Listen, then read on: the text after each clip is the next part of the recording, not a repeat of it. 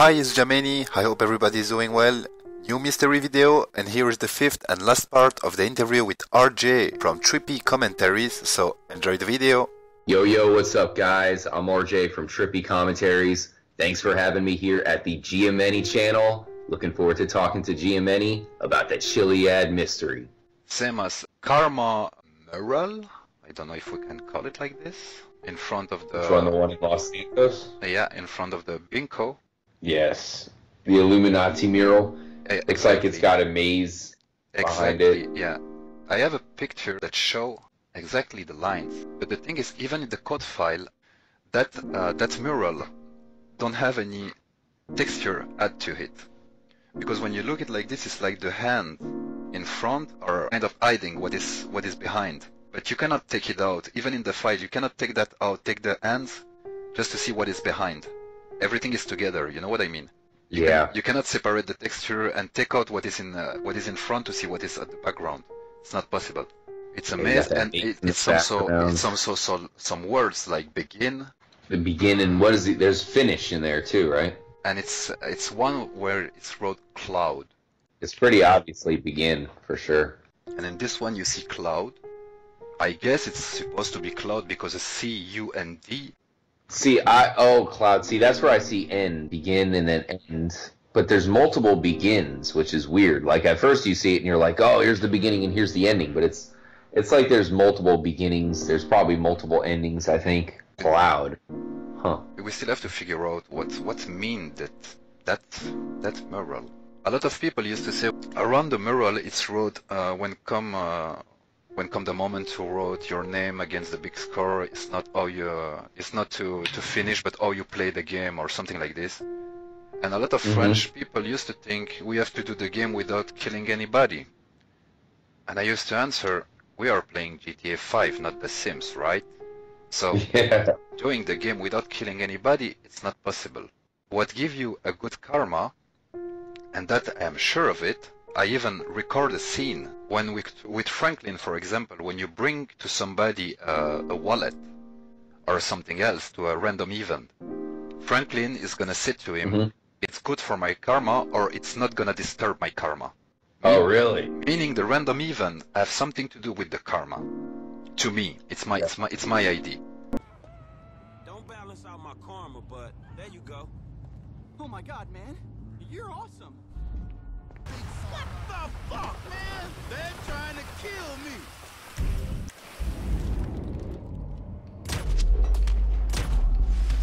Man, am I glad you came along. Come on, let me sort you out. I gotta get my karma back on track. For me, it's also the fact that we have the 3 different characters. So it's probably a different karma for each character. Yeah. Maybe Franklin, because we were talking about earlier how we can turn Franklin into the villain. So maybe that's kind of involved there, where you can either have good karma with Franklin and maybe keep the other karmas bad. I don't know. I don't know what the best way to do that is, but you have to decide the best karma for each character. Yeah, but how to do a good karma for Trevor? It's impossible. You can't. It is for sure. He seems like he can do nice stuff though, because the only people that he's ever picking on are the Lost. So that's not too bad. But maybe that bring back to what we said earlier, that maybe we have to kill Trevor because he don't have a good karma. Maybe. I think that's what I'm gonna do in my next playthrough. We used to search a lot of clue or a lot of stuff after the 100% completion, right? Can you give me one name, just one game when you have to solve a mystery after the story, after everything is done?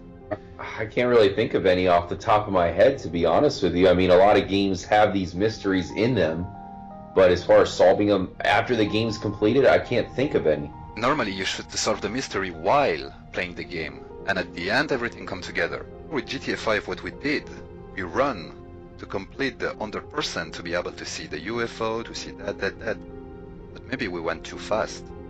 We have to complete it during the storyline. Is that what I definitely think that could be the case. Is that what I think? It's a long story though, so who knows exactly, when we actually can do it. What I even think is when you take a bad choice. To me, the X on the mountain is 5 choices that we have to take, 5 important choices that we have to take while the story, if we want to solve the thing, you know what I mean? And if you notice, you have a kind of maze inside the mural, and in some part you go outside of the maze. It's like dead end. I can be wrong, but to me it means that you have 5 choices important to take while the story, and if you go in a dead end, maybe it means that after a good choice, if you take a bad one, it's a dead end, meaning you can continue the story, but you can't solve the mystery.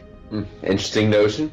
I mean, I like how both of the murals that we were talking about both have mazes. Yeah. Doesn't it seem to be a recurring theme of mazes? And then on top of it, the tallest building in GTA 5 is the Maze Bank. Also. The game is a maze. It's a maze bank, and the sign of the maze bank, it's 2E. It's 2E, one inside the other. It's not 2M. When you watch it in a good angle, it's 2E. And I remember, I guess it was 1 year ago now, Robin found a declaration that can come from a developer, and he said that the bank have a secret. Yeah, I remember hearing about that. The bank has a secret. The Maze Bank, what could the secret be at the Maze Bank? Maybe we're missing something there.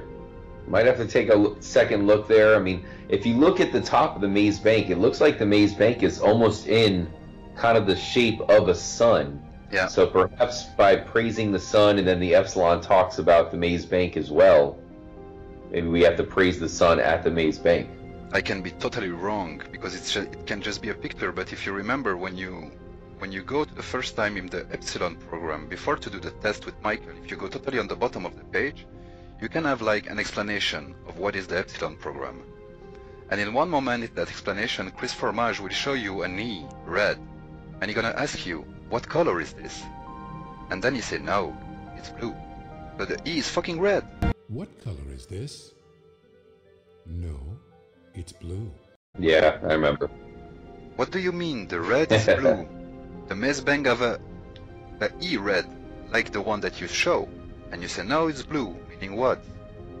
The Maze Bank have something to do with Epsilon? I mean, I would doubt it, because the Penrith building is also a bank, and the Penrith logo is in the same Epsilon blue color. I don't know if the Penrith building is a bank, but the Penrith bank is few blocks on the east of the map. About the blue map print, you know it, of course. I cracked almost everything. It's just 4 stuff that I don't know. This one, I think that one is the crash from the plane in the Alamo Sea. Let me see. The plane is absolutely not in that place. The plane is more when you see the small circle on the left side. The plane is more there. And there you have a kind of star, or I don't know. So that one, if you go to that spot, it takes you to a grenade. So I think, as stupid as it sounds, it seems like it's just pointing out a single grenade. That one for sure. I believe, because that's what it seems like. It seems like a lot of the messages are pointing us towards weapons. Yeah. So maybe just the weapons, shoot for the star is just pointing us towards a sniper, which is kind of weird. The shoot for the stars is disturbing me. Yeah, I'm with you. I'm with you. The shoot for the stars with the alien head. The alien head signifies the spaceship part, so we know that. But the shoot for the stars with the star. And when you look from the top, the obelisk is doing a star in front of the observatory. And that one. They're here. Yeah, see, that's weird, because it's right next to the alien water towers, the silos. You got a spaceship part just drawn near it. When you see that they're here, it means somebody is there. If not, you wrote, it's there. If it's just for the spaceship part, you're supposed to write, it's there. Not, they are here. Yeah, great point. Especially because if you go to the silos, because I take it that it's kind of pointing towards the silos, but, I mean, even though it seems to be mostly on the mountain itself, but at the silos, you have the people doing yoga, and the weird thing about those people doing yoga is if you fly up to them, they die as soon as you get close, that's not normal, because none of the other people doing yoga, whether it be on Gordo or at the alien hippie camp, they don't do that. But that thing that they are here, who is there? I'm with you. I definitely points towards aliens. Maybe that's a possible abduction spot. It's also right next to Zancudo. That's on Mount Josiah, so it's kind of right there next to the military base, but it's even closer to the alien silos. I think we're definitely missing something at the silos because those people do yoga die, and there's all the same language there that can be found at the alien hippie camp, and at that hippie camp there's a freaking UFO and an abduction. A lot of people used to say to me, there is nothing on the blue map, and that's why I did that video, to show that all the point, or a lot of points, are just there to show us some weapon. Like even the rail cabin.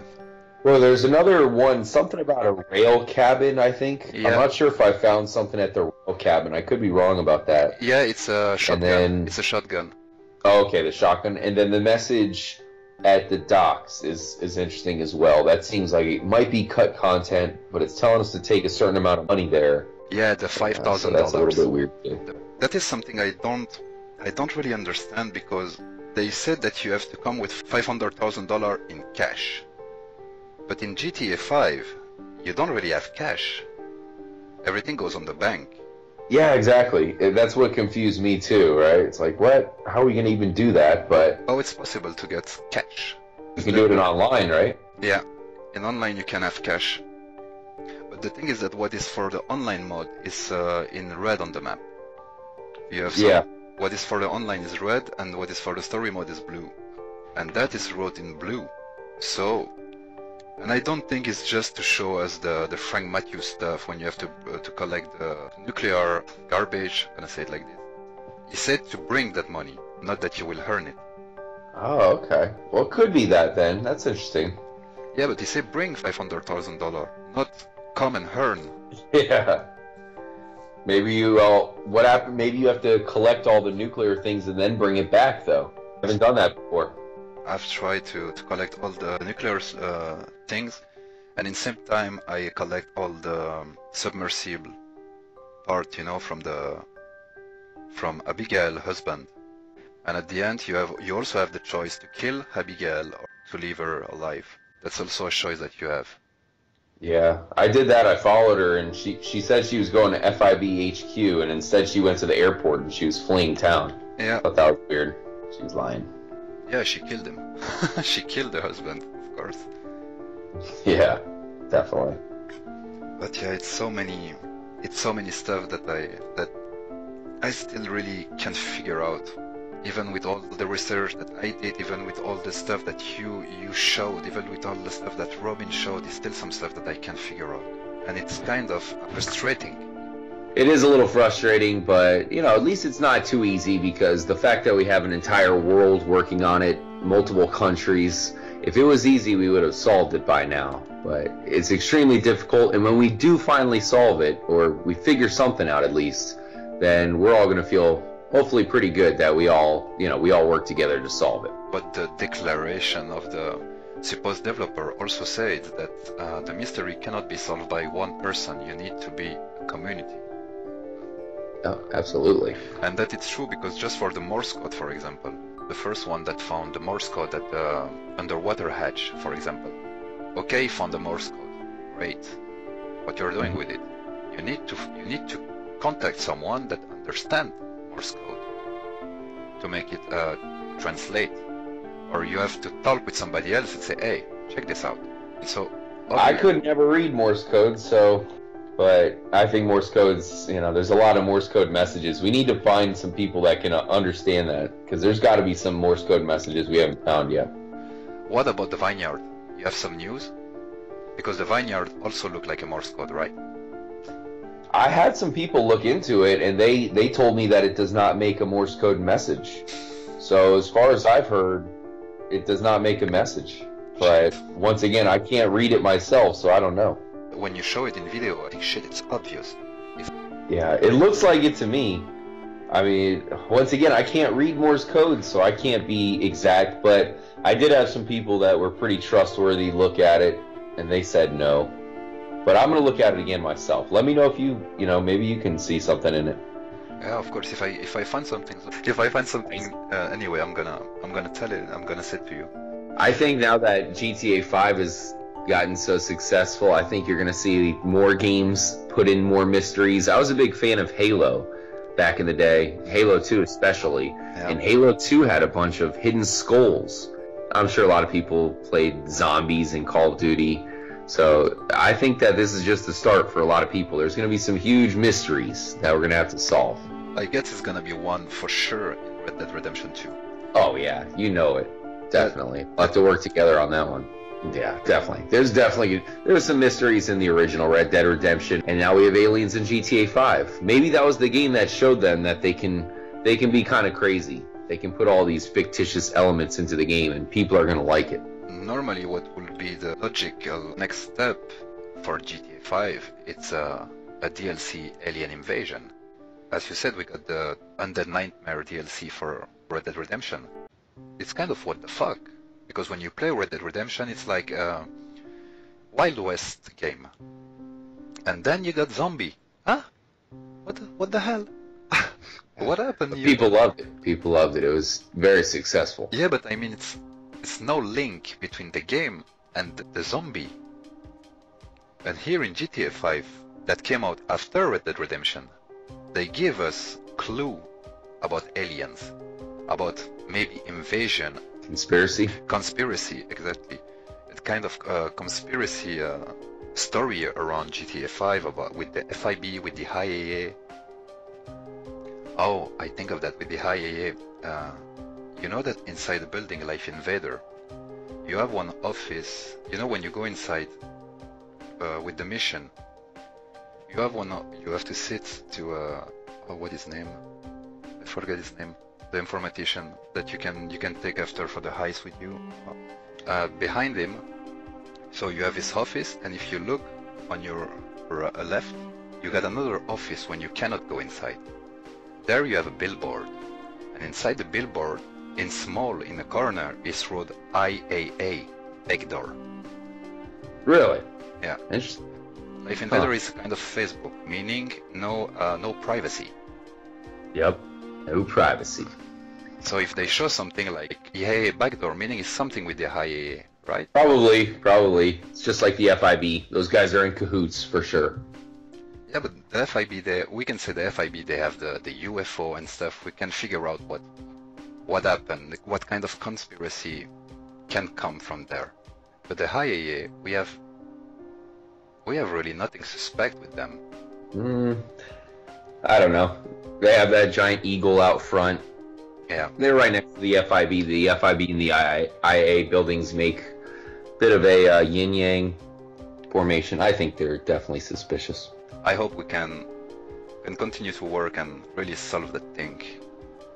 Absolutely. It was a blast. You know, I tell people it's kind of crazy because you can talk to your friends in real life, and most people aren't going to know anything about the Chiliad Mystery. So it's definitely a pleasure to, talk to you. You know tons of stuff. It's crazy. You just dropped a bunch of stuff that even I hadn't heard of. So pretty cool to talk to you, and yeah, looking forward to working to solve this thing, man. We're gonna do it. And then Red Dead Redemption 2 is probably going to give us, once we solve the mystery, we're going to fly around in the jetpack, then Red Dead Redemption 2 is going to come out, and we'll probably have to start all over again. But yeah, thanks again, man. Really good to have the conversation. Freaking epic. And yeah, I'll definitely be talking to you very soon. It was really great to have you. It was really a pleasure. Thanks again for having me, Giameni. Everybody out there, stay motherfucking trippy, my friends. That's already the end of the video. I hope everybody enjoyed the complete interview. If you missed the first part, they are available on my channel and on Trippy's commentary channel. Also, don't forget to comment, like, share and subscribe if you haven't yet. And I tell you, see you soon. Bye bye.